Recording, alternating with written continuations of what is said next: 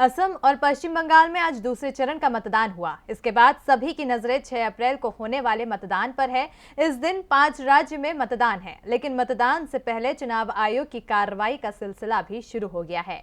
आयोग विपक्षियों से बदजुबानी करने वाले नेताओं पर सख्त हो गया है। तो आखिर किस पर की चुनाव आयोग ने कार्रवाई, देखिए इस रिपोर्ट में। कोई जनता के बीच जाकर लुभावने वादे कर रहा है तो कहीं विरोधियों के लिए निजी टिप्पणियां की जा रही हैं। ये टिप्पणियां कई बार मर्यादाओं के पार चली जाती हैं, जिससे विरोधियों से ज्यादा नुकसान खुद अपने ही दल को हो जाता है। भाषाई मर्यादा को लांघने वाले नेताओं पर चुनाव आयोग की भी नजर है और चुनाव आयोग के निशाने पर आ गए हैं टीएमके नेता ए राजा। तमिलनाडु में 6 अप्रैल को 234 सीटों के लिए मतदान होना है और मुकाबला डीएमके और सत्ताधारी एआईएडीएमके के बीच माना जा रहा है।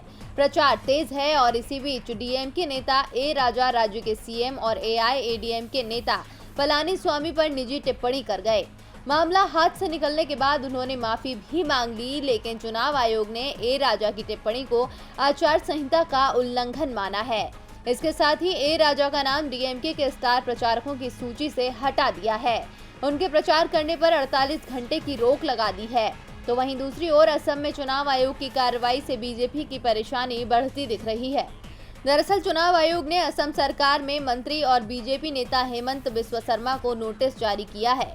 ये नोटिस असम में कांग्रेस की सहयोगी दल बोडोलैंड पीपल्स फ्रंट यानी बीपीएफ के नेता हग्रामा मोहिलरी के खिलाफ टिप्पणियां करने के आरोप में जारी किया गया है। साथ ही बीजेपी नेता को 2 अप्रैल को शाम 5 बजे तक नोटिस पर जवाब देने के लिए भी कहा है। अब इन सब के बाद राजनेताओं को भी हिदायत मिल रही है कि चुनावी माहौल में किसी भी तरह की आपत्तिजनक टिप्पणी चुनाव आयोग बर्दाश्त नहीं करेगा। हालांकि अब राजनेता अपनी आगे की तैयारी में लगे हुए हैं। ऐसे में उनकी तैयारी और बयानबाजी का जनता पर क्या असर पड़ता है, ये तो 2 मई को नतीजे आने के बाद ही पता चलेगा। डीबी लाइव की रिपोर्ट।